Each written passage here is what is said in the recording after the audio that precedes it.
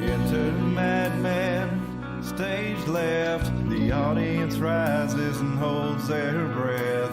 They let the vampires into their house, pretend they don't see when the teeth come out. Put a band-aid on their throat. No one wants to rock the boat, and no one wants to talk about it. You're not supposed to talk about it.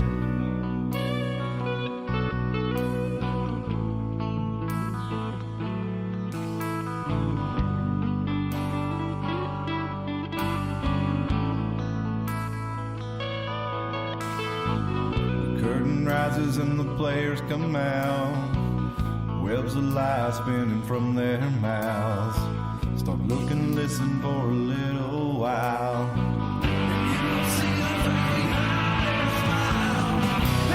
Attention to the men behind the curtain. Just look away when you see the blood spurting down to a steady drip.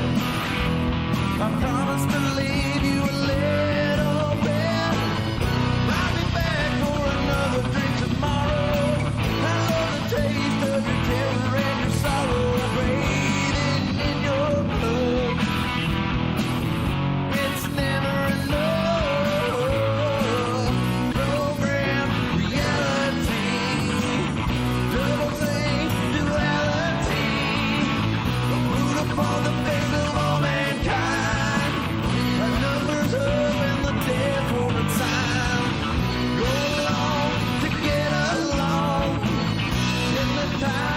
Hello, everybody, and welcome to the Iron Mountain Hour. It is Thursday, February the 22nd, 2024, National Second Amendment Day. So happy Second Amendment Day to everybody else. And I think it's George Washington's birthday, too.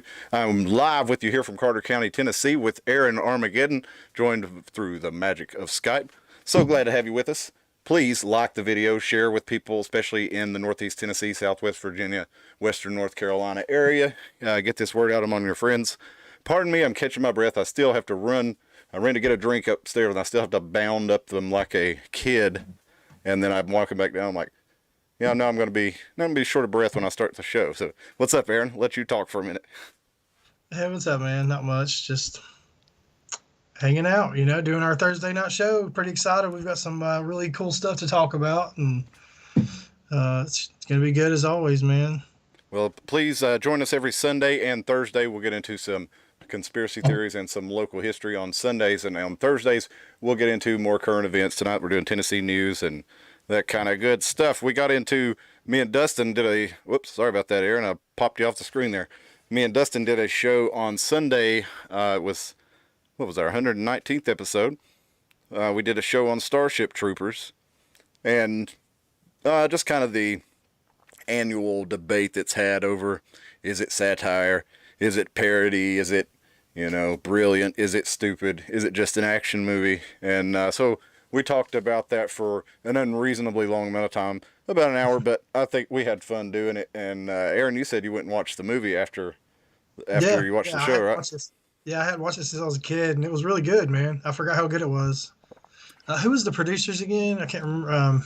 Paul Vanderhoeven was the director. I'm not sure about the producers of it. I don't remember. I think the same people that did Mars Attacks did Starship Troopers too, didn't they? I don't think so. Tim Burton directed Mars Attacks, if I'm not mistaken, and then it was kind of the opposite message too. I meant to mention that in the show actually, because in Mars Attacks, that's basically it's kind of a parody of liberalism, I guess, or what do you call it? Pacifism. The aliens just keep making it clear that their intent is to kill everybody, and while they're doing it, the people in charge are still just constantly trying to make peace with them and not recognizing, hey, we're at war. This is a existential threat that we're facing here, and they're just trying to make amends with it, and this thing's not interested in negotiating. Whereas in Starship Troopers, it was kind of like, it's almost like the director wanted you to feel like we should be negotiating with the bugs and not trying to kill the bugs, with all the making the military satire. And we talked about how, it didn't really have For me, it really didn't land, and it was more of like a lot of good action scenes and kind of a mediocre movie for me. But anyway, that episode is live on our channel, or it's up on our channel if you want to watch it.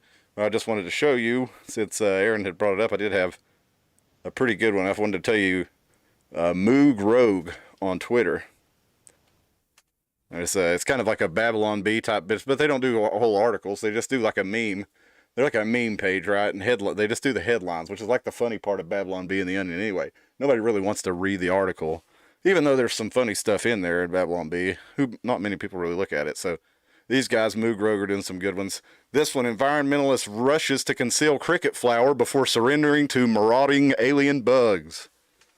So that's a pretty good one from Moog Rogue there. And I went and followed their page. They've got a lot of good stuff on there, so I recommend if you're on X, go check out Moog Rogue.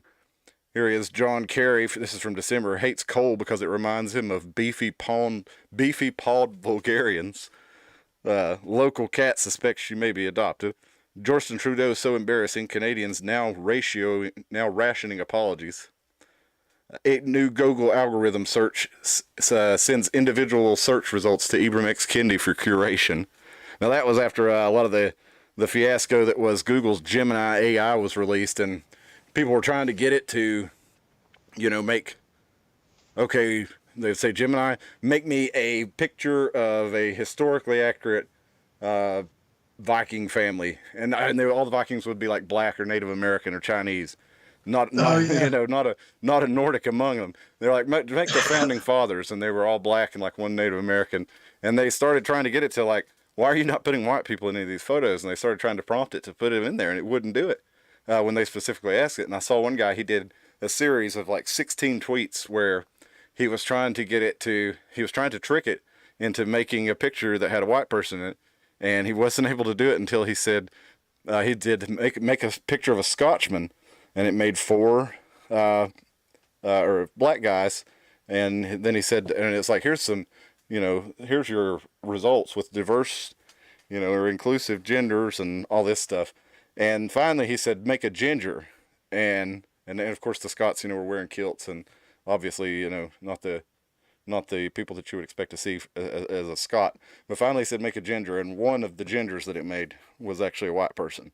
So it took him like 20 tries to get it to do that. So that's, if he hadn't been up on all that stuff, just in case, that's what that one is. I thought it was pretty good. Looks like we got Dalton and Kilb in the chat. What's up, guys? I'm trying to pull the chat up right now. For some reason, it crashed on me. Something about running it on Twitter and YouTube doesn't seem to want to work right. So I'm just going to be chatting on YouTube. If you want to chat, guys, we'll do it on YouTube. So if you're watching on Twitter, come on over to YouTube if you got something to say. To watch it on X, that's cool. I'd actually prefer a lot of you to watch it on X. I'd like to get the channel going there pretty good. But I don't care how you watch, just watch. That's right. Glad to have you with us. We're on Rebel the next day, so it's usually the next day. It's sometimes they do it quickly, and other times it takes a couple days. So we will start. To upload on Rumble. I've noticed it always kicks my videos back. I've tried to use it, but Brighteon's another good video service too. Yeah, I've not been using any Brighteon. I've just been on the 3 platforms. I do want to do all live streaming content, so like I said, but for right now, it's just the show's kind of a big investment with no return at this point right now. So just, it costs me monthly to do it, and I don't really have any more monthly to put into it at this time to add another platform until I feel like it's going to, pull enough people in to be worth it. Well, they hit you and Dustin Sunday with a violation. Yeah, they pulled the show down for about a minute, and then it came back up. Yeah, well, it did it for me like 2 or 3 times. I kept having to, it kept kicking me off y'all's video, but I kept going back in, But it's good to have alternatives, somewhere else we can go if they end up giving us the boot. In fairness to YouTube, they did have a policy that I wasn't aware of. Okay, so I could upload copyrighted content. So I could take Starship Troopers and upload clips to YouTube, like the video that I used that was like 6 years old. They got you on a copyright. That's what it was. Yeah, they didn't actually pull the stream. They just suspended it until that material was off the screen, and then put it back. But they didn't always match up. So in fairness to YouTube, that was my fault for not understanding their rules. It's not I don't know that it makes a whole lot of sense, but I guess it's protecting intellectual property. I can appreciate that. So they didn't pull the stream down. So they did just take off the parts, or try to take off the parts where I was showing copyrighted content. But the owner, they did review it, and the owner of the content allows it to be used on YouTube. That's why I was able to get it on YouTube and use it on YouTube. It's just they don't allow you to stream it. So that was my fault for not understanding the rules. Even though I don't agree with a lot of YouTube's rules, that one I understand, and I didn't understand it before, and now I do. The nanny state strikes the whip. Yeah. Hey, everybody, if you're on X or on Facebook, be sure and go follow Scanner Food, because nowhere else are you getting content like this at right on time. Like, they're immediately coming in. As soon as it comes in, people call the cops, and then they send it to Scanner Food. And here we got somebody on Shenandoah Drive over in Milligan scoping out mailboxes. This dude looks like a Ford, don't it?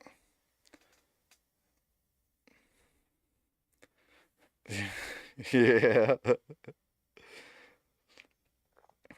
Yeah, so everybody watch your mailboxes around, Carter County, and that's over on the edge of the western edge of Carter County and Johnson City there off of Milligan Highway. But thanks Scanner Food for sharing that stuff way faster than the news can. They pick.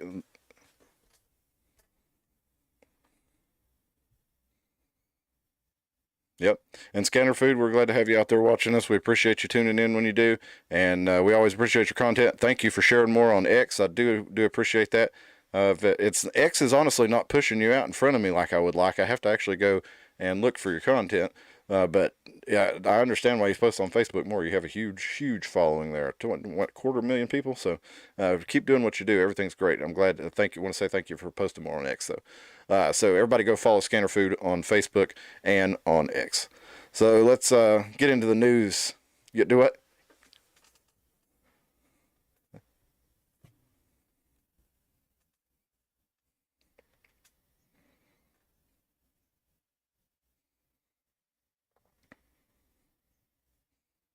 Yeah.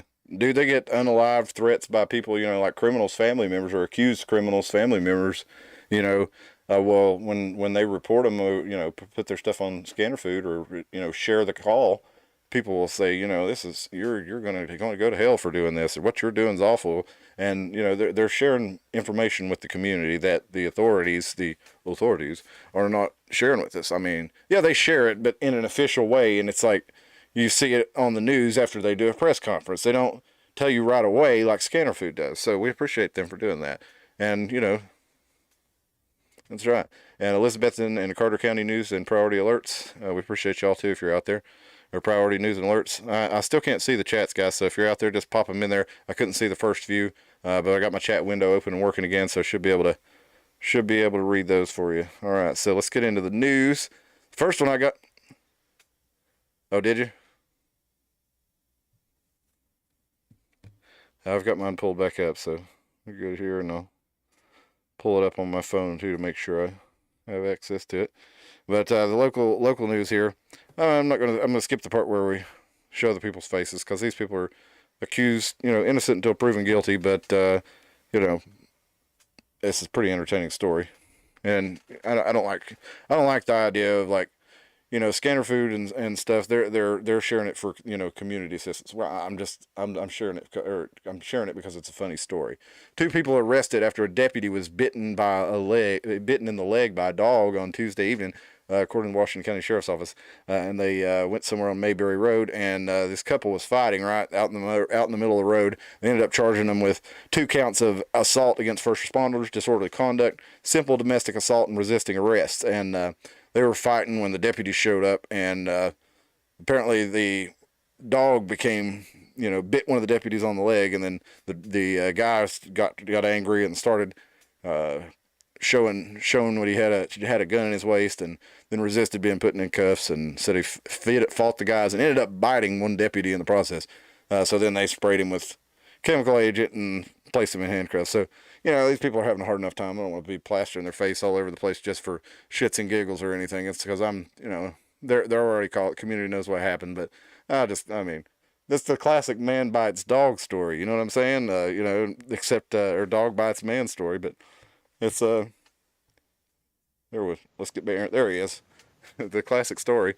dog bites man, but just a crazy twist on it. But only in Carter County. Florida man, he gets a lot of press. But that's just because, for whatever reason, I don't think Carter County, Washington County News, Greene County News really makes it to the national cycle the way that Florida man stories do. Because Florida man stories often involve, alligators and airboats and, crazy drugs that came in on Miami that we don't get here in Appalachia because there's some kind of experimental nonsense. But these boys up here in Carter County and Washington County, they're no slouch. Yeah, Florida is its own dimension. It's parts of the Tri-Cities are too. I think so too. Yeah, for sure. There's places that I definitely would not want to go if I wasn't from around here. If I can put it that way. Yep. But let's see. Yeah, I like to drive, deep in the mountains, and some of the people you see there are very nice, and most of them are, and so not all of them are though. And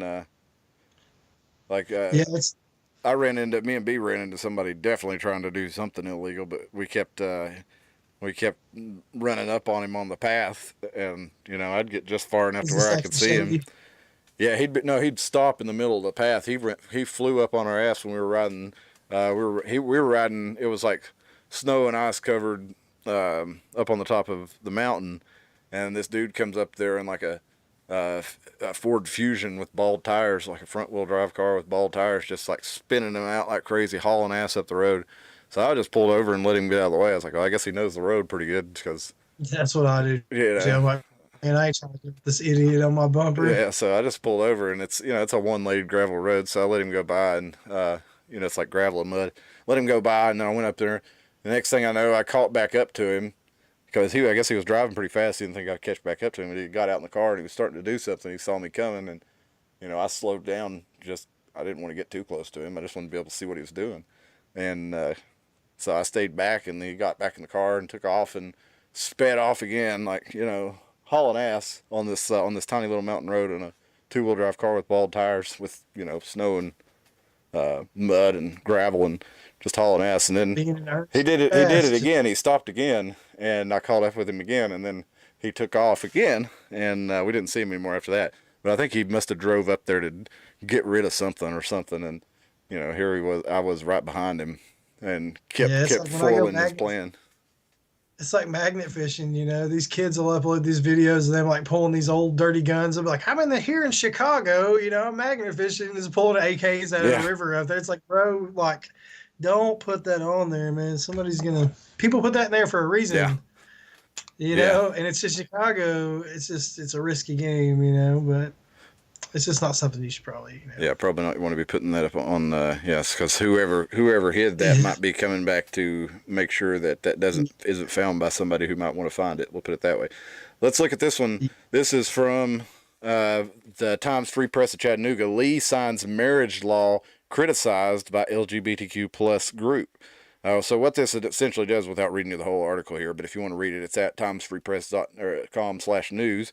We got chaplains, notaries, public judges, others who don't want to perform a marriage ceremony in Tennessee don't have to underline a law signed by Bill Lee. So proponents say that basically it's, it just codifies what's always assumed, that your religious beliefs are protected by the First Amendment and are protected by this, Constitution of Tennessee. So you don't have to participate in any religious ceremony that violates your beliefs. So basically it's already like that, but I think they're just codifying it into law.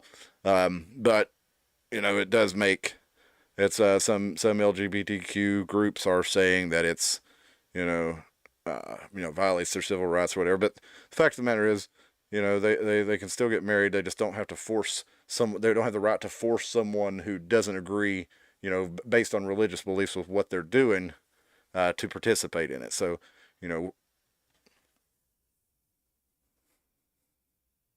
exactly. Yeah, that's the way, and that's the way it is now, and that's the way it. Yeah.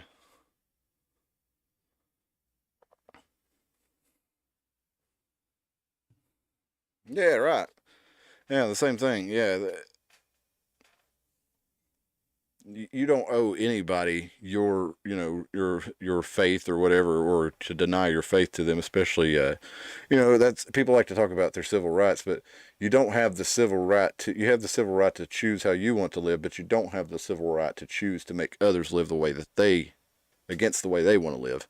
So that's right.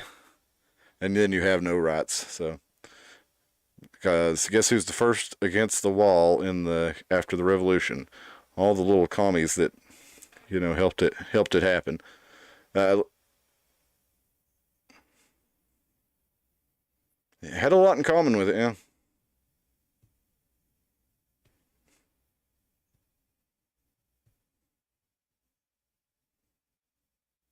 Mm,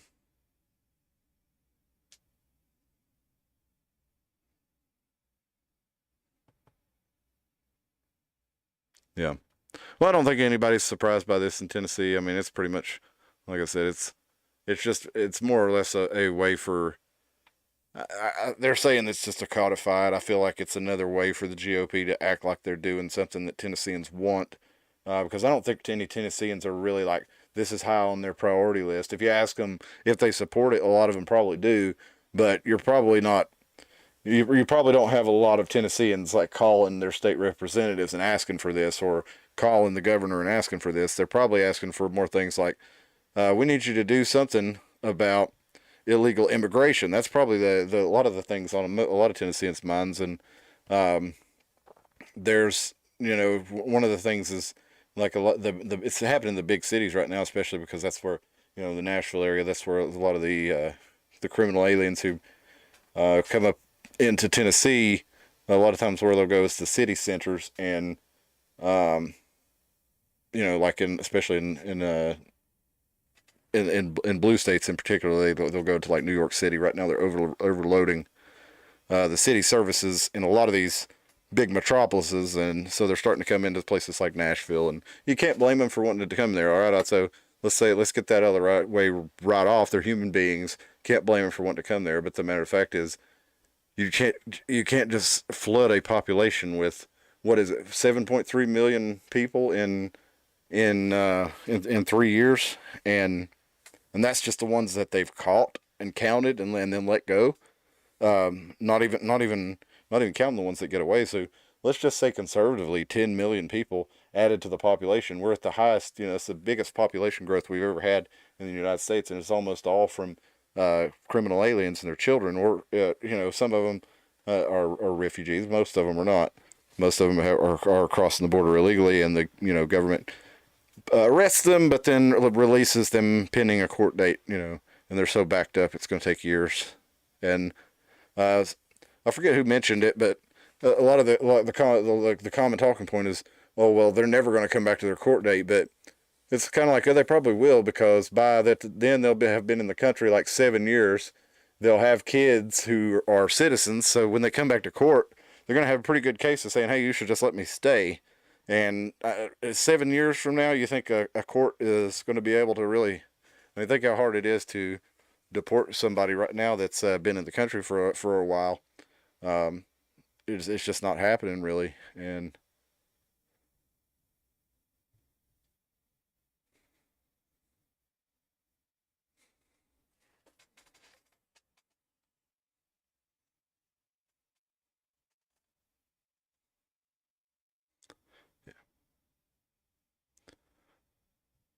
well, this law here for that it just passed. It's a bill to pass. It just passed the subcommittee, so it's, it hasn't even gone before committee yet, but it's working its way through the state house, and it requires Tennessee law enforcement to report illegal aliens to the feds.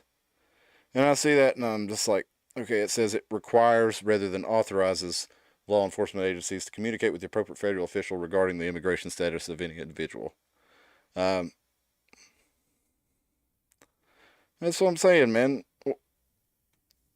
What's the point of? I mean, I guess it's another one of those things where, like, well, you have to codify it, or but it just really doesn't seem to be very helpful.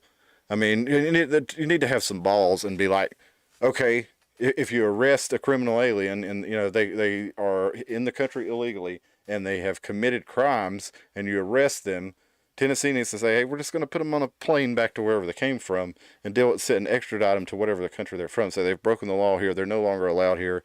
You can have them back, send them whatever country they came from. It's not kind of massive deportations of people. It's talking about people who break the law and shouldn't be here. I mean, if you want to have some balls, do at least that. I mean, what are you doing by telling the feds? I mean, I don't know if Texas is really doing anything like that or not, but it's like,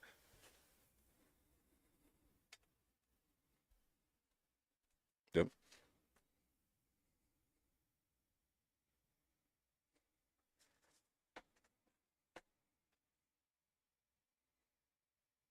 mm-hmm,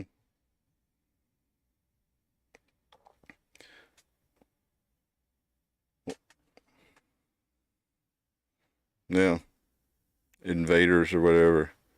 Uh, I don't know. Maybe because I have other things to do. Let's see. What's our next story for the night? We got it is Happy Birthday to General George Washington, and I've got a piece on it I need to find if it's not in my tab like it was supposed to be. So, what do you know about General George Washington, Aaron?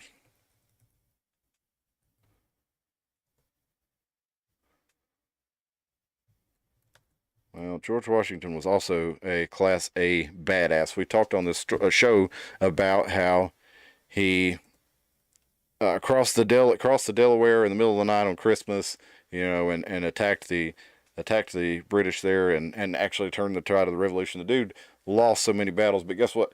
He ended up winning the ones that really mattered. But the crazy thing was, he was so inspirational to his men. He he had been shot. His coat was shot full of holes where men had shot at him, and there was one tale.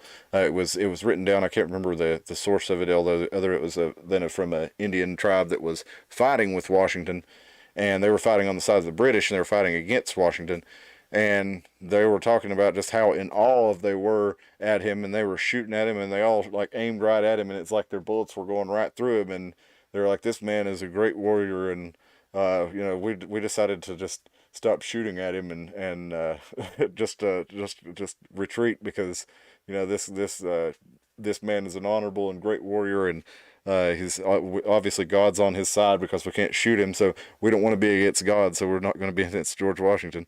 But it's a pretty good story there. But I got a thread I wanted to read you about. Yeah, yeah, yeah,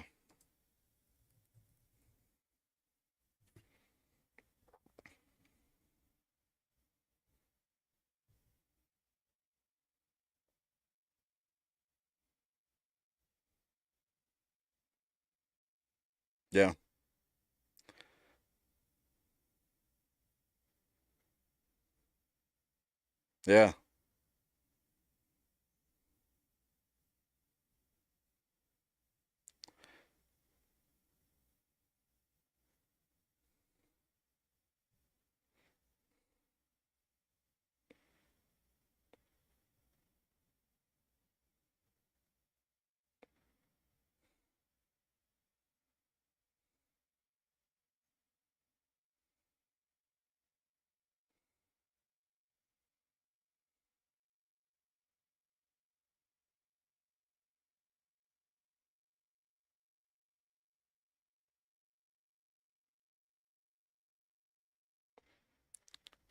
yeah. I don't know, man. It kind of I think it's been consistent throughout history. I think it's just that people.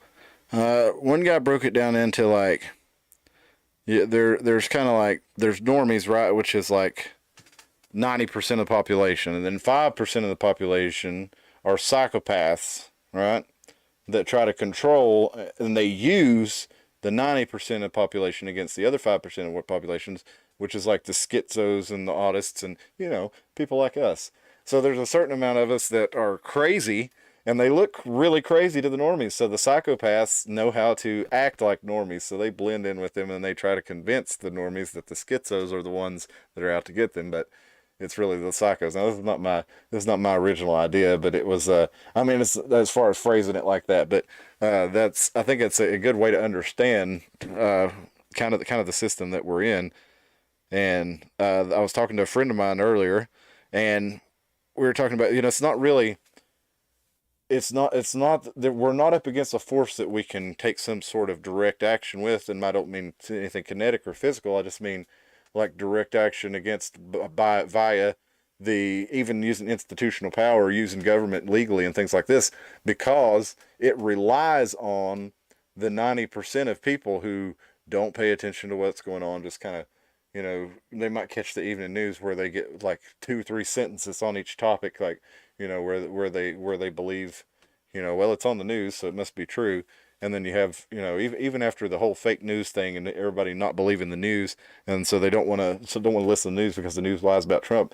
When COVID happened, and what did everybody do? They listened to everything that the news said, and they acted like there's no way the news would lie. When you just saw the links that the news would go to not get you to, like, in that case, vote for Donald Trump. They read that whole coordinated campaign against him, being a Russian agent or whatever, and they knew it wasn't true, and they just used the news stories about it as their sources. So it's like, yeah, well, this newspaper reported that Trump did this and peed on hookers or whatever, and then or had hookers pee on him or whatever, and then another newspaper would say, well, it was reported that Trump likes to have these, and it was all based on this one piece of paper that the dude later admitted he made up. And but all people saw was, well, there's a rumor that or there's a report going around the CIA or whatever that Trump likes to have hookers pee on him, and that's all anybody saw on the news, or they saw the grab him by the pee video.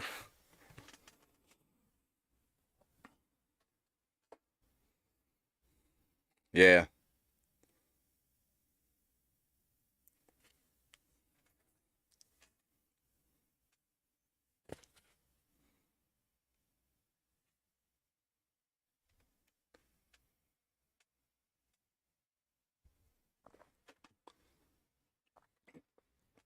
So our challenge is to and using I wish I could remember who you were that phrased it like this as far as the schizos and the psychos, but the challenge that presents us now is to take on the psychos use the 90% of people against us via government, via culture, so we cannot use the government against them. We cannot use legal action against them, basically. So we have to convince enough of this 90% of people that the schizos aren't the bad guys, that the psychos are actually the bad guys. So that's our challenge, I guess, and that's why we do what we do, and that's why we hope that you'll join us, because we know there's a lot of us out there that actually see all this stuff, and you feel like you're alone. Because maybe a lot of your friends don't see a lot of this stuff or don't really care about it or think about it, but there's actually a lot of us in this area. If we actually get together, and I think if we can, that's one of the reasons I want to do this show, is I want us just to be a place for us to get together and chill, discuss these stories, talk about them in the chat, come up with something that we can actually do that will improve the situation. So we'd appreciate your input on all this, but the things that we see happening all around us, even in Tennessee, that we feel like we're protected from because we're a red state. We're seeing the smart infrastructure go all around us in the Tri-Cities, little pieces of it here, little pieces of it there, flock security cameras in Elizabeth, and flock security cameras in Kingsport, smart poles in Johnson City. Tennessee is now a full-fledged, Chattanooga is now a full-fledged World Economic Forum pilot smart city, one of only 50 in the world. It's going to be the quantum hub for the Southeast. Y'all understand that? All the data from everywhere is going to flow through quantum data centers in Chattanooga. That's where all these new like AI stuff is going to be. I'm sure it's going to start as big machines, but eventually it's going to be housed in. It's going to be seeded across all the different pieces of hardware across the country. So it's going to be like eventually like what they talked about in Terminator 3 back in 2003. The system core. It doesn't exist because it's spread out among all the technology. So there's no system core to destroy. So we have to basically this electronic system that's going up around us that can be used for good or for bad. We have to make sure when we set it up that we're not giving people the authority to and the ability to use it for bad. So the idea of smart meters, that will check when the flood level is too high. Maybe they'll turn on another pump or something to lower the flood. When the parking is about full, they'll start diverting people to a different parking lot, something like that. There's nothing wrong with that. But if the city just put that up, I'm not gonna say, hey, this is Big Brother watching you. But the thing is, it's put in by the TVA. That is, the TVA gives them the money for it in exchange for all the data collected from it. What's the TVA? It is a private company owned by the federal government. So it has all the benefits of being the federal government, but it has a lot less the restrictions because it's a private corporation. So that's where all your data is going from, just Johnson City. What about Flock Security? Who are they? I mean, they're in 2,000 cities nationwide. They're in 42 states. So eventually, if Big Brother has control of this system that collects every car that goes through it, collects your license plate, what color your car is, if you have a bike rack, if you have a dent, if you have bumper stickers, they say they don't capture your face, but I have to believe it's probably pretty easy to undo whatever sort of descrambling or blurring they might do on faces, and get faces if somebody has this system. But the point being, there's memos going out from, different groups that appear to show that people who go to school board meetings are terrorists, that Trump support meetings are terrorists, or Trump supporters are terrorists. So that's half the country that they're saying that they could basically use, these laws against. Remember, they said that that's what the Patriot Act was for. That's what all these spying laws were to get the terrorists. And now they're saying that half of the country, basically the people who try to hold true to American values, even though they may not always necessarily understand, a lot of the civic implications and a lot of what the meaning of America was. Everybody knows that spirit of freedom. Everybody understands that. They might not understand how the law can be used to get that, or how the law can be used to stop that, but they do understand that that's what they want. Yeah, it's like as an intellectual and a pattern follower, for me, it's like okay, I see what they're doing, and most people don't. It's taking enough time to even stop to pay attention. The question is why. It's obviously for a bigger agenda, but why all the propaganda? Why all the division? And I can explain to you why. And the reason is, if we're all fighting amongst each other about Donald Trump and silly things like where you put your pee-pee and what you do with your hoo-ha and what you like to be called and all that stuff, and I respect all that, and to each their own, whatever makes you... It's just not anything worth fighting over. Exactly, yeah, but that's where I'm at with that in my heart. It's like everybody should just be at peace with everybody, be kind to everyone, until they give you a reason not to be. Well, and then I still try to be. It's hard, but that's the main thing. If we can all unify as a whole, all races, all religions, all genders, whatever it is. If we could unify and just say, nah, we're not going to do that. That's what I kind of think that like we as Americans have been too nice and too understanding. It's like we don't want to be seen as intolerant, but it's not because we actually don't want to be intolerant. It's because we don't want people to think that we're intolerant, because that's the new bad thing to be. And you don't have to really tolerate things that go against your values. You don't have the right to stop people from doing things that go against your value, that don't hurt other people. But you don't have to like it, and to tolerate means you have to put up with it. I don't think you have to put up with it. I think you have a right to enjoy a public space as a person. Yeah, exactly. I think you have a right to have an opinion. What kind of dystopian nightmare do we live in where, you can't have an opinion? Yeah. That's what makes the world go round. People are not always going to see eye to eye on things. But other people look at something from one way, and another person will look at it from a totally different perspective. But what you do is you can push all your caveman. We can push all of our caveman anger and all these emotions aside, and just come at it with logic and common sense, and try to meet in the middle. But some people you can't do that with, man, and I've learned that the hard way. People just want to just blind rage and propaganda. and that's Propaganda.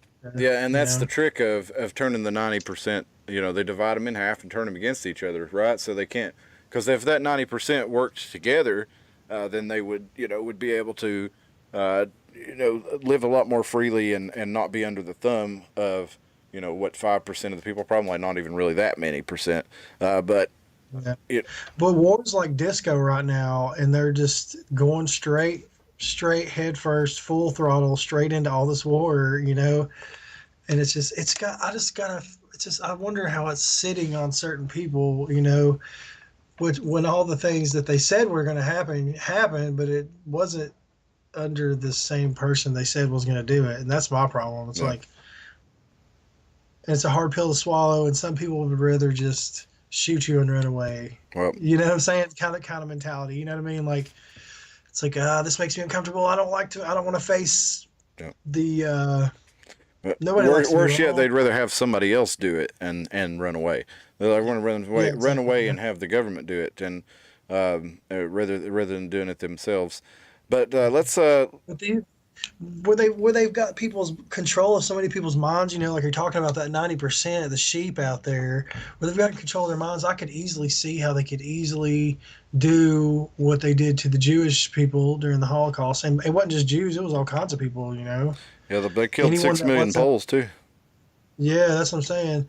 So, but as a humanity, it's just they used that mass psychosis before in World War II to turn everybody against the Jewish people with the Reichstag, like we're talking about, like the January 6th thing. Do you see where I'm going with this? It's like kind of those vibes for sure. And they've got like this mass psychosis and this rage and this anger, and everyone just, it's like, my God, what's the big deal? These people are, it's like they have the mentality of they're just going to burn the whole place down if they can't be the leader. Yep. It's like like a child, honestly, and that's what I feel like they're going to do. Like if they lose their power, they're just going to release a virus and kill everybody, or another one that's actually going to Well, I don't know. Me and you were talking about the zombie deer virus too. That's kind of scary. If they kill off all of our rabbit and deer, man, what are people going to eat when the crap hits the fan? yeah, man. Well, That's how dark and sadistic it seems. There was no zombie deers when me and you were growing up. Do you remember hearing about zombie deers as a do kid? not. It just happened, And man. That's what I'm trying to it's say. a prion disorder like mad cow, and like also some of the effects from COVID-19, as well as some of the side effects that people are having from the injections too. Those are all prion based. The spike protein is a prion, and it's like what sci-fi world are we living in where the deer are turning into zombie from the prions, and then like everybody suddenly had a injection that forces their body to produce these prions, or they've had the illness that produces them, or both, and it's these big prion diseases are coming to the point where this basically is what's it called when it spreads over the whole population and you really don't even know you have it anymore? Endemic, is that what it is? Where it's so widespread that It's became part of the yeah, ecosystem. Basically. yeah, exactly. So once it becomes endemic and you have that constant prion disorder, how they're talking about I had an article from the New York Post. I was going to wait a minute to pull it up since we're talking about it. We'll go ahead and pull it up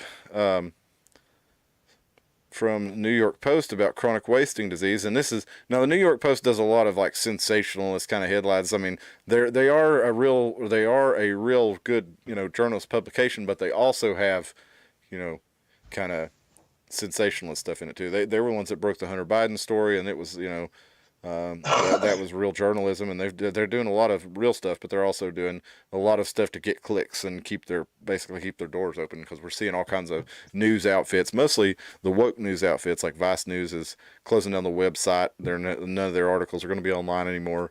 All kinds of stuff like that. The USA Today, Washington Post, LA Times laid off a whole political newsroom. So the media is really going down big time. People are watching podcasts. People are, watching Joe Rogan. People are watching Quite Frankly. People are watching Tim Pool. People are watching and listening to Sam Tripoli. People are, watching Brett Weinstein. All these different guys. I don't. What's that guy's name? Lex Fridman. Theo Vaughn. That's what people are watching. Theo Vaughn's not a good news podcast, I don't guess, but a lot of people are watching him. But people are funny, huh? That mug never fails to make me laugh. That's man. true. Theo Vaughn, Yeah. that cat is He has some hilarious, kind of man. innocence about him that just makes everything he says hilarious. Yeah, he's just kind of like that wild kid from the trailer park. You know, was Yeah. always wrecking his bike. He You was know, just wild, but he was a good-hearted kid. You know, just exactly. wild. Yeah, This is from New York Post, though. Scientists fear 100% fatal zombie deer disease, and there's those, hyperbole headlines, will mutate to infect humans, and there are no contingency plans. Oh dear. They open with one of my favorite puns that me and B like to use a lot when we see a deer in the road. Oh dear. Scientists are sounding the alarm of the spread of zombie deer disease amid fears it may evolve to infect humans. Late last year, experts confirmed Yellowstone National Park's first case of the infection, officially known as chronic wasting disease, after a deer carcass found in Wyoming area of the park tested positive for the highly contagious disease. And we're no stranger to chronic wasting disease down here. It has been in 33 states as well as in Canada, and as far as even like Norway and South Korea, they've had chronic wasting disease. So it actually damages portions of the brain, typically cause progressive loss of body condition, behavioral changes, excessive salivation, and death, according to New York State Department of Health. Is basically like a mad cow disease almost for deer. But they reckon that, according to the University of Minnesota, what's his name, Michael Osterholm, he's expert in infectious disease, for whatever that means, after 2020, at the University of Minnesota, told KFF KFF Health News earlier this month, if we saw a spillover right now, we'd be in free fall. There are no contingency plans for what to do or how to follow up. So this thing, he's saying, could really spread all the way across North America and basically be in every state. They reckon that we eat about 15,000 deer and elk that have this disease each year. Now, right now, it can't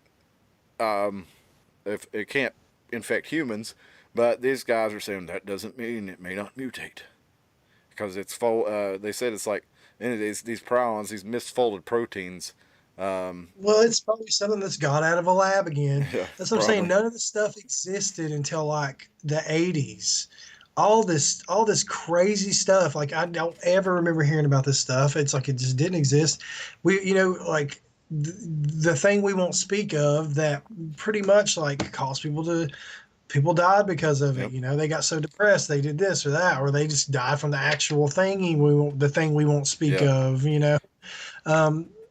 But Well, we can say it now because they showed a study that we showed on the show that it was actually responsible for 14 times as many deaths as lives that it saves, and that was a conservative estimate, or that was a conservative number based on a peer-reviewed study that was in Calculus or whatever that magazine it was, whatever that medical journal it was published in. But it was peer-reviewed, and it showed that that was a conservative number.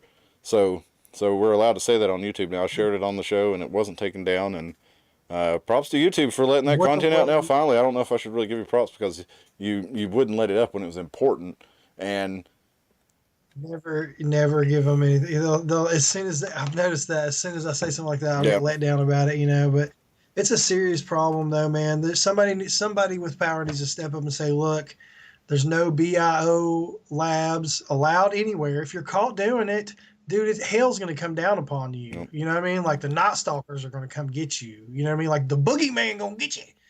Like from that South Park episode, what was her name? The Disney CEO hops out. Kathleen Kennedy. Kathleen, she's going to get me. She's going to get you. She's going to get you. But we're talking about bovine. Kathleen Griffith or whatever. Yeah, I just said her name, Kathleen Kennedy. Yeah, but they.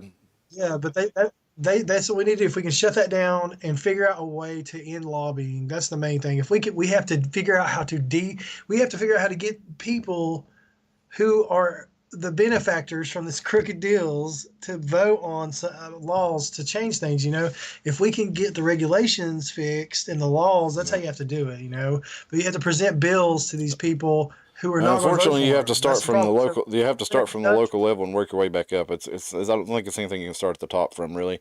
Well, the lawmakers really who you have to. The ones who Yeah. make the laws and so, the senators. That's and the thing about the United States is it takes everybody. So it took everybody to screw us over a long time before they knew that they were screwing us over. And you'd have a few honest people, like Ron Paul. There needs to were be there were several accountability. people who were honest. Like I think William Jennings Bryan was honest, but he got fucking duped by these dudes. I don't. Yeah. He was. Like General Flynn, dude, that guy's awesome, and Yeah, they I duped think a him, lot of these man. people get fooled, and I think a lot of them are also with. Like your Ron Paul, that if they're your Ron Paul, Yeah, for example, I was talking about him with a friend earlier. like These guys are Giuliani, gonna like they pop up, but they're one vote, right? So think how many of these Ron Pauls there's probably been through Congress through over the years. We never heard of them before the internet because I never would have heard of Ron Paul without the internet. Um, the mainstream media would never no, give that guy No, a so think how microphone. many there Hell were no. back in the day that we don't even really know about because they weren't famous. Remember, the United States government was intentionally made difficult to achieve passing a law because they didn't want you to be able to just pass any law, and it also had to pass the test of, of protecting the people or not violating the rights expressed, especially in the Bill of Rights, but also natural rights not expressed in the Bill of Rights. But regardless, either way, to undo everything that they've done over the years, would require, all three branches of government, basically. But let's get back into this chronic deer wasting disease story. I wanted to talk about the mad cow disease. So we got back into, how this was also a prion disease. But and they're talking about how maybe the chronic wasting disease could transmit to humans.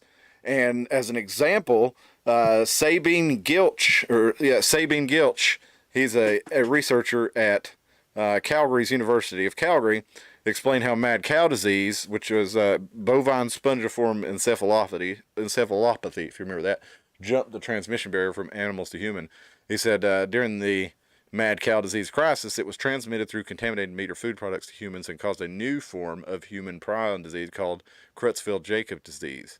And it's not transmitted person to person by direct air contact or airborne spread, but they believe that chronic wasting disease could be. So you're basically talking, they're trying to scare us into saying there's this zombie virus it's going to basically be airborne. They imply that, that's what it is. There's going to be an airborne zombie virus that comes from the deer. But either way, it would really suck, for everybody's talking about like these societal breakdown situations because one, I think the deer are going to go fast anyway, because everybody's like, oh, well, what are you going to do when society breaks down? Oh, I'm going to live in my deer stand and, we'll go to the woods. Well, yeah, so is everybody else. And everybody else is going to be fishing, but the government's not going to be stocking fish anymore. And that's going to last about, what, a month? I mean, no, it's not. Man. I'm gonna have to become a vegetarian. I don't want to have to do that. I might get hungry enough to. But let's hope we don't run into that scenario. But that's, everybody who's dependent on a deer, I guess it's good. I'll be eating a lot of duck and bear. I'll be eating a lot of duck and bear. And elk and whatever else I can get my hands on. You get hungry, man. People, that's what I'm saying. These people are so picky. Like, golly, people have to get over it really quick. People don't understand. Once you get people don't understand hunger. Some people do, but general people don't understand hunger. And it's not going to take long for people to get hungry enough to just like start looting their neighbors' houses. That's when societal breakdown cities happens. are going to. And right now you got people talking about not delivering to New York City. You got the truckers talking about not delivering to New York City, which a lot of trucking companies have stopped. And you've got, groups of independent truckers saying they're going to stop. So that place is a cooking crock pot for some shit to go down. And I'll tell you that right now, because like you said, they've cut off the stuff going in. There's nowhere to put them. And they don't have any money. They're broke because, they're talking about giving $10,000 cards. It's going to turn into a $5.3 million plan. I was like, dude, since they said that I owe all this tax money, maybe we should just go into, I'm going to go up there and pretend to be Ukrainian or something and say, hey, I'm a refugee from Ukraine. I'm an illegal immigrant. Give me a debit card, and pay my taxes with that. Jeez. I'm just kidding for anybody watching. I'm really not going to do that. I'm going to follow the law, obviously. But I know you'll be getting a knock on the friggin' both of us. It's like, but we've got a couple more here, and we're going to finish it up. We got 222. We got a happy Second Amendment Day from Smith & Wesson who moved to Tennessee. So thank you from our friends down there at Smith & Wesson and Maryville. We appreciate y'all coming down here. Appreciate y'all bringing gun manufacturing into Tennessee and being a part of the movement to make the Second Amendment mainstream in Tennessee. That's really been taken over the last 10 years or so. We've gotten, pretty much constitutional carry. It's not quite constitutional to carry, but it's way better than it was. You can pretty much carry open or concealed in almost anywhere without a permit. And with the permit, you can carry a few more places. And there's very few buildings like, federal buildings and schools that you're not allowed to carry in. So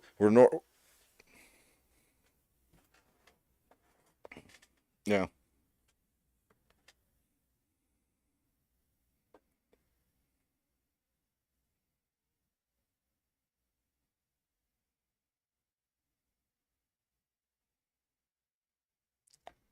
Yeah, and you can carry a full size concealed pretty well. Just have to get the right holster, get the right belt.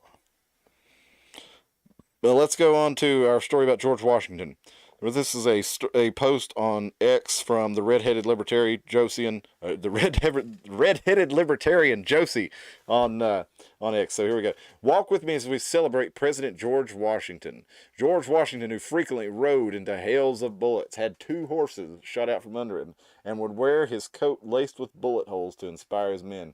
George Washington, who once left a portrait painting to go throw a discus clear across the Delaware River just because his men said he couldn't.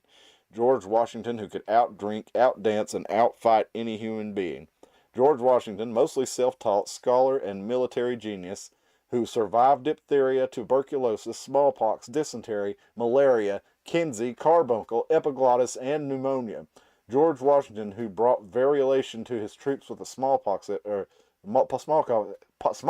epidemic was wiping out 30% of the country, yet he still respected natural immunity. He didn't force people to get it, but he wouldn't let them around his men if they didn't get it. But George Washington, who crossed the frozen Delaware on Christmas night to slay the Hessian mercenaries in their sleep. George Washington, a based spy ring leader, agricultural innovator, pioneer, and one of the first surveyors of America and the first signer of the U.S. Constitution. George Washington, unanimously elected president twice, who granted amnesty to the whiskey rebels and never once abused his power. Well, I don't know about that, but it was good that a lot of people use the whiskey rebellion as a side against George because they had just had this thing about a revolt over taxes, and then they were going to put these distillers in jail over not paying taxes, but he did end up pardoning them. So I'd say maybe the government abused the power, but George Washington did reverse it. But he also did refuse to be president forever and retire to make whiskey because they did want him to be, they wanted him to be the king, and they wanted him to be president for life. And in his will, he also freed all the slaves that belonged to him, and upon Martha's death and Mount Vernon, paid for the care of all the former slaves for decades following. He was the only president ever to do this.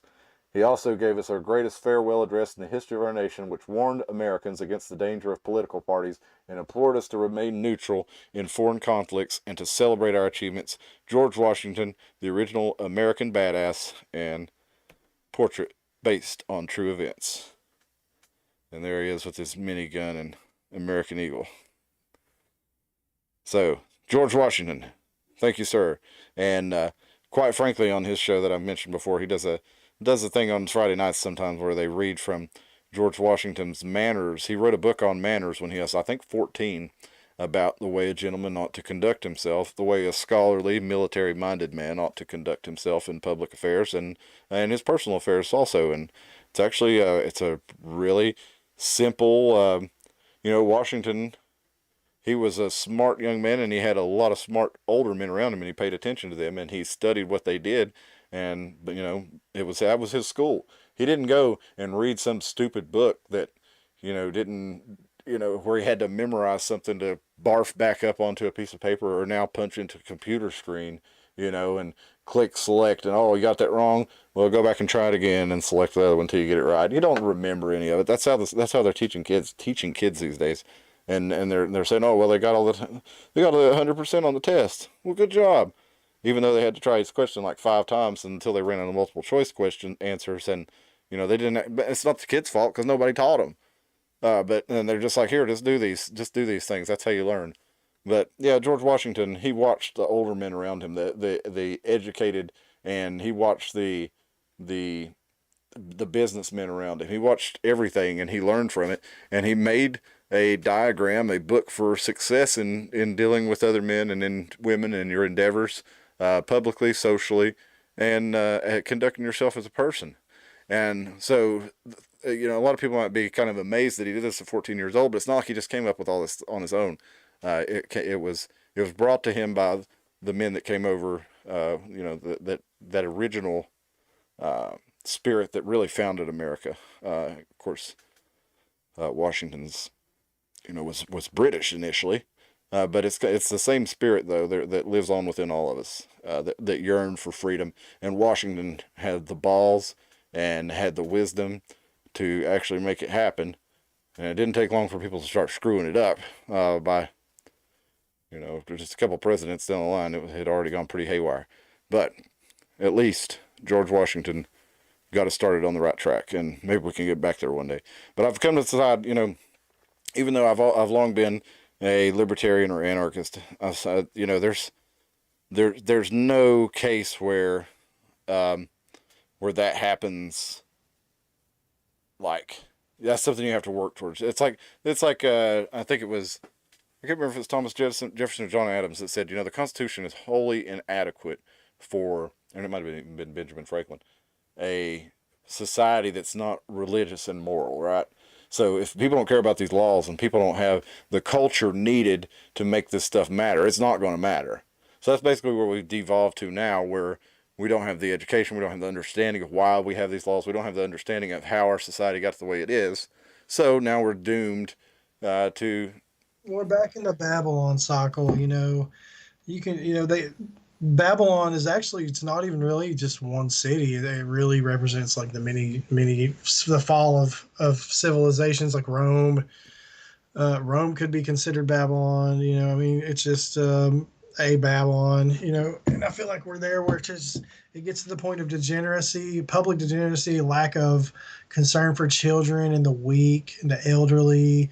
As a culture as a whole, it seems like we've kind of just turned into this ruthlessly self-serving machine. Very cynical. That looks at the elderly as like a burden, a financial burden, a burden in every way, instead of like wise, it's a resource, people with knowledge and girls. Yeah, man, they just disregard them. It's really sad, man. And it's honestly why, if society could just respect their elders and listen to, there's a guy I've worked with, at one point in at one of my jobs, and he's in his 80s, and I listen to everything that guy taught me, and he taught me a lot of stuff, because he's done it. Yep. You know what I'm saying? I listen to people who've been there, done it, and have wisdom, know more about it than me. That's who I want to talk to about it. You know what I mean? Yeah, well, most of the founding fathers were really young, and people say, and it is true that they got started a lot younger because they started learning immediately instead of going to a classroom and sitting there. Hang on, sorry, can I just get my fucking door in? Hang on. Do what?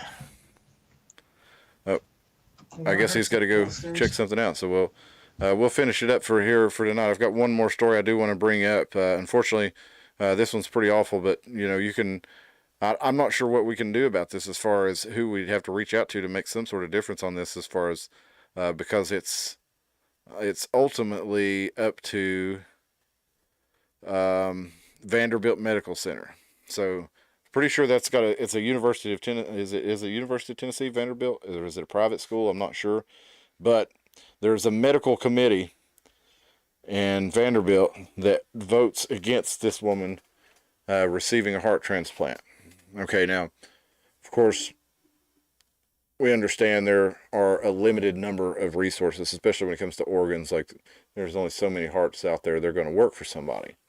So, you have to, unfortunately, decide who's going to get the heart. And most of the time, if someone, if there's a 75-year-old woman who is waiting on a heart transplant, and there's like a 19-year-old woman who's waiting on a heart transplant, and the same heart can be used for both of them, that's going to go, they're going to have a committee vote, but it's almost always going to go, to the 19-year-old for obvious reasons. And I guess it's unfortunate to have to make that kind of decision, but it's just the reality of it. But we've got this case here from WBIR in Knoxville, the medical committee in Vanderbilt votes against East Tennessee woman getting the second heart. Now, she has a heart donor lined up, and she's had a heart put in before. When she was 12-year old, her heart, or I'm sorry, let's see, how old was she? She got a 12-year-old's heart. She almost died, and they replaced her heart with the heart from a 12-year-old who had died. And she had been on a list for 15 days and got a heart from a little girl from Oak Ridge named Ashley Payne. And this is Jordan Williams, the girl who needs the heart transplant. She's 29. She was born with a rare congenital heart defect, and when she was between 7 and 12, she had 5 open heart surgeries. And the last one, when she was 12, she had a heart transplant from another 12-year-old girl.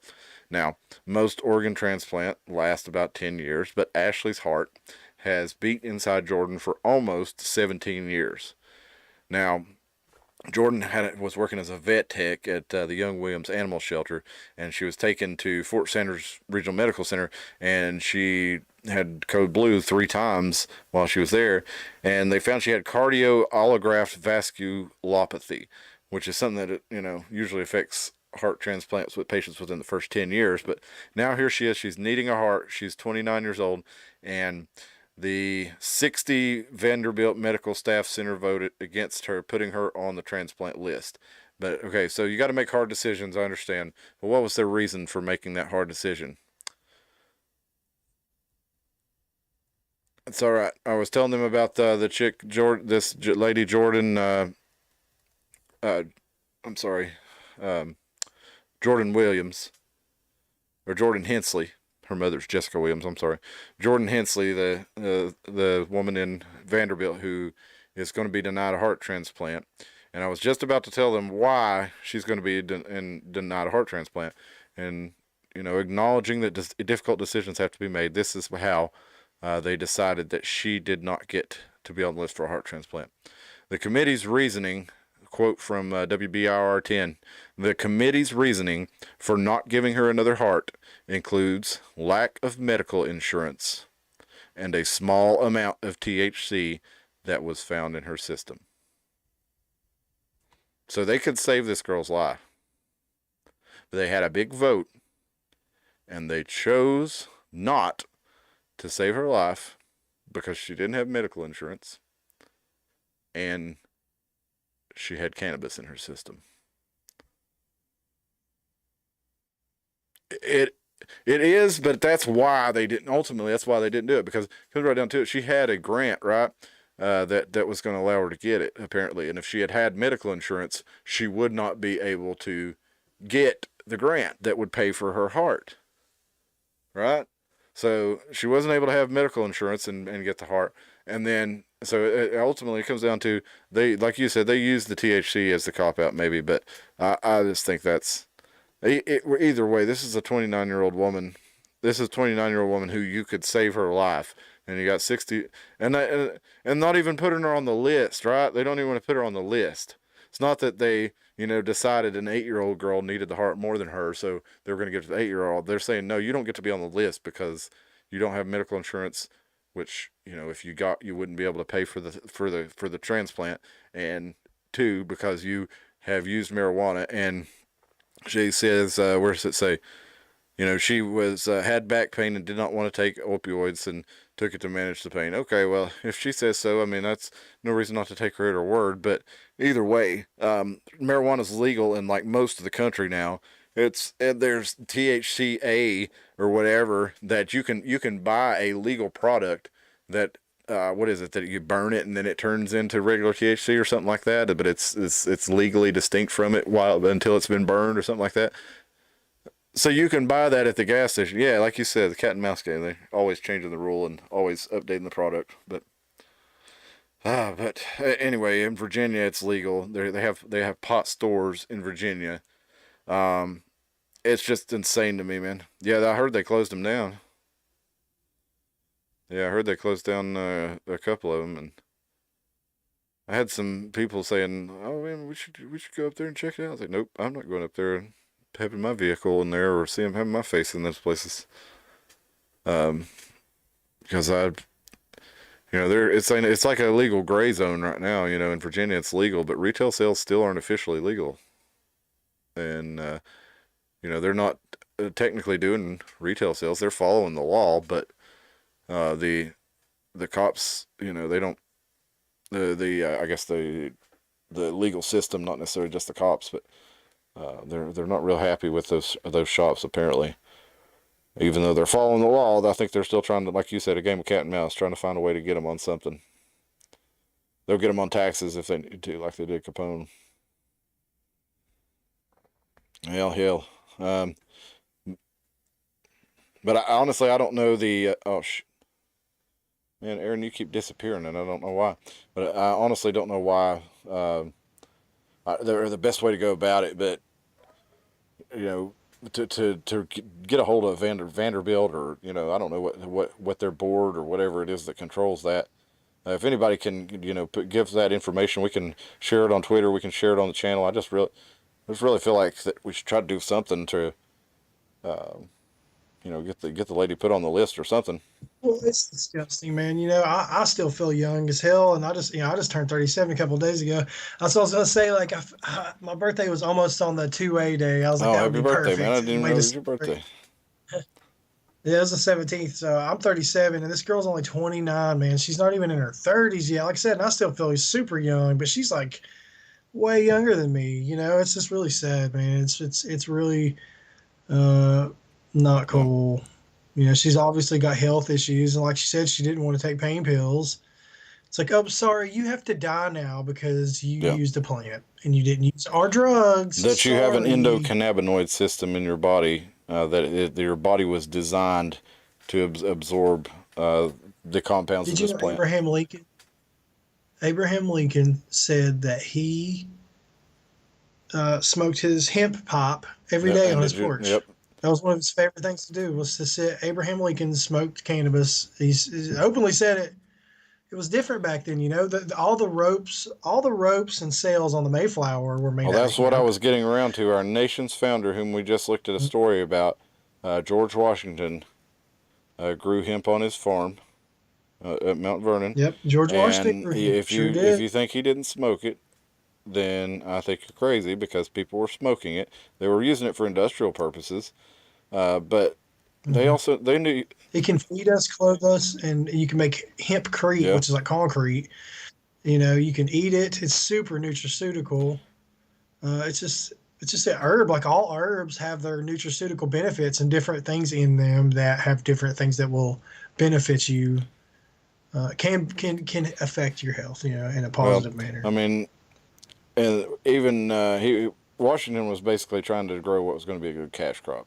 So he was going to decide he was going to grow hemp or tobacco, and he decided that he was going to grow hemp, and he made it for rope, and it was like, it was made for, strong fiber rather than THC content. But I'm sure that it was common to smoke a tobacco pipe. It wasn't, like anything. No, I don't know if George Washington smoked or not, but I wouldn't be surprised if he smoked a pipe, because it was just common things to do. Yeah, he probably did.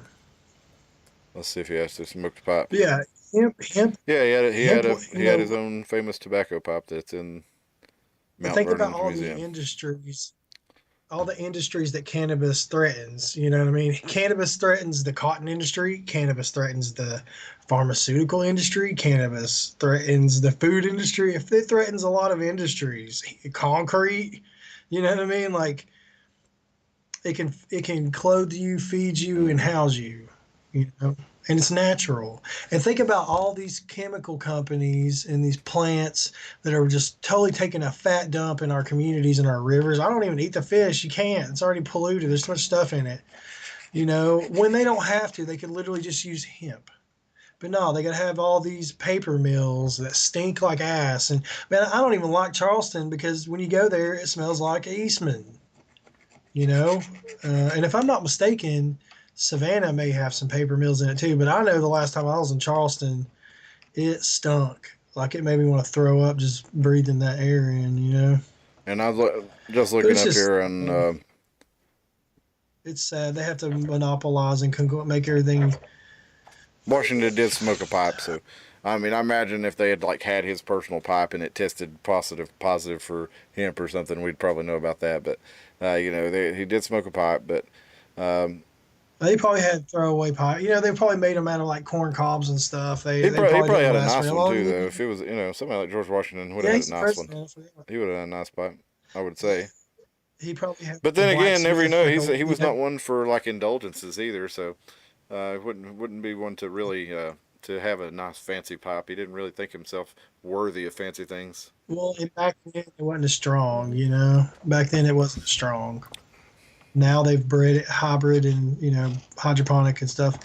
It wasn't as strong back then, But either but way, he did grow it and smoked tobacco in a either pipe. way, And yeah, either way, yeah. this There's a lady reason. is in, you know, in need of a heart that she could be put on a list to receive, and now she's not going to receive it because of a small amount of THC that was found in her system, and because of she didn't have medical insurance. Which, if you watch the video that is in the article I shared from WBIR, they actually go into a little more like interview with the sister, I think, or the mother of the girl, who says, you know, she had to have a grant to be able to get the heart transplant, but if she had the grant, she didn't qualify for medical insurance, and if she had medical insurance, she did qualify for the grant, something like that. But either way, it was a really messed up situation for all these technicalities to stop from saving a young girl's life that they could actually save, or at least put her on the list. But It's like, oh, you hit the wrong vape. Sorry, yeah, you have to right, die exactly. now. It could have been something as innocuous as that, and she didn't say that. She said that she was using it for pain. But you know, imagine if that was, you know, the scenario. But let's anybody in the chat there, if you can reach out to us on Twitter or at the Iron Mountain Hour at gmail.com or on Aaron's channel on YouTube or X or on Gmail, just if you got any ideas for what we could do to kind of raise awareness about this situation and get something to some people at Vanderbilt to say, hey, you know, what the hell are you doing, man? You know, let's save this girl's life. Let's not let some minor technicality prevent her from even being on the list. Let's be human beings. Let's have a soul and heart, and let's care about, you know. I mean, it's like treating her like a serial killer, or like she's a pedo or something. Or You like know what I'm something even saying? worse, Like, somebody who didn't get a COVID vaccine, right? I mean, geez, yeah. yeah, I oh mean, yeah, no kidding. Yeah. A lot of people got denied mm-hmm. organs because they wouldn't get the COVID vaccine.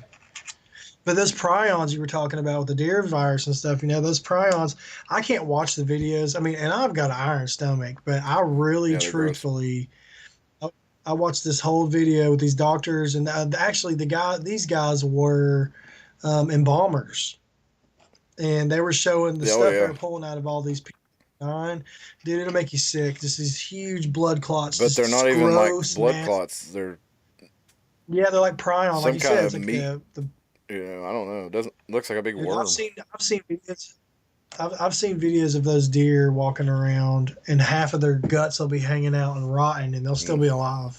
Like, it's a very painful and horrible thing for anything. Well, let's come back and talk about it some more next week. I've got a little bit of overnight work to do, so I'm going to go on and do that. It's nice to have you with us again. Please like the video, share it, subscribe to the channel if you like what we're doing, or if you don't like what we're doing. You know, let's just have a conversation. I'd love to have somebody that disagrees in the chat. You know, it's nothing wrong with disagreeing. This is a free and open platform to exchange. We've got our views here, but you're welcome to have yours also. We're not going to hate you because if they may be different from ours.